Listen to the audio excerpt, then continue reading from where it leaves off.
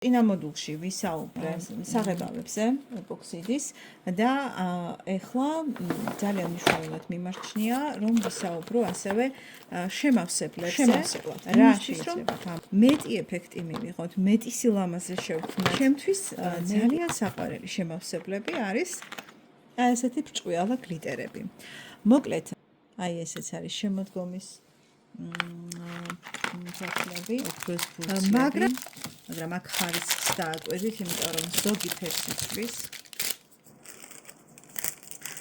შემავსებლად მე ძალიან მიყვარს ბუნებრივი ქვების და კრისტალების. აი ასე, მაქვს შეძენილი, ეს არის დაფერილი კრისტალები. ეს მე მგონი არის ბუნებრივი ქვის ნამტვრევი. ეს ყველასთვის ნაცნობი, ჩემთვის ძალიან საყვარელი კრისტალებია. ეს არის ძოწი. ყველაფერი, რაც არ შეიცავს სითხეს, არის ან შეიცავდა და ჩვენ გავაკეთეთ მისი გაშრობა, მაქსიმალური დეჰიდრაცია.